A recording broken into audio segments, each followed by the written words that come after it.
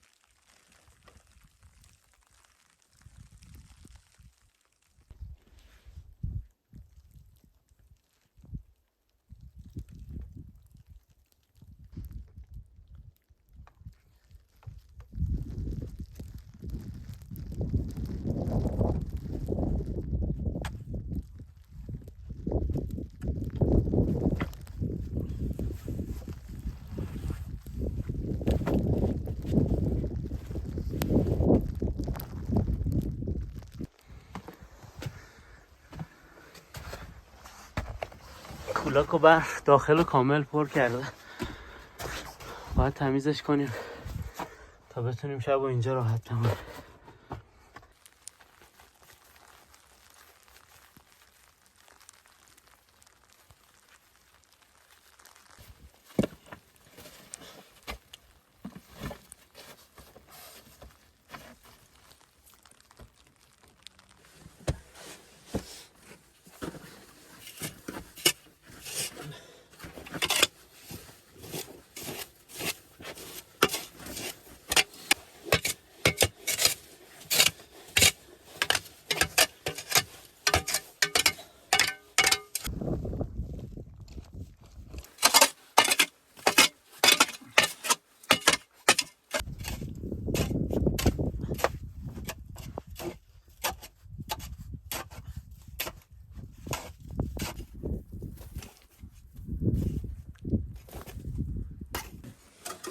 هوا فوق‌العاده سرده و واقعا دستام یخ زده و نمیتونم ادامه بدم کار رو. تصمیم گرفتم که اول بخاریمو درست کنم و راه بندازم و بعدش که یکم گرم شدم بقیه کارم رو ادامه بدم.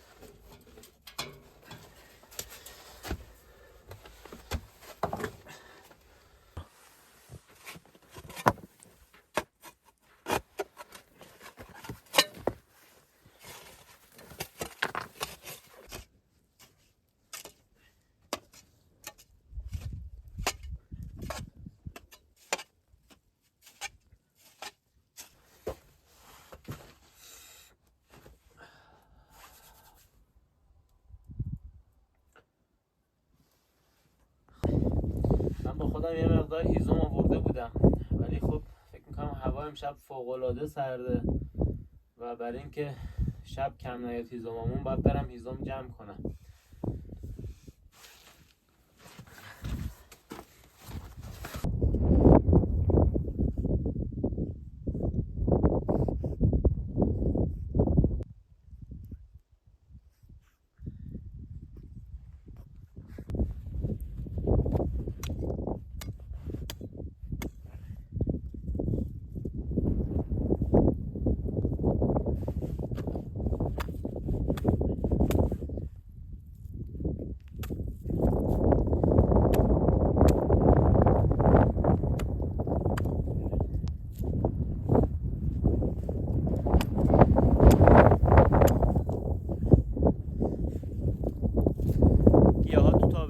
از شدت گرما و بیابی خوش شدن و سوختن و الان هیزم خیلی خوبی به من میدن. بعد از اینا جمع کنم. شب خیلی سردی داریم.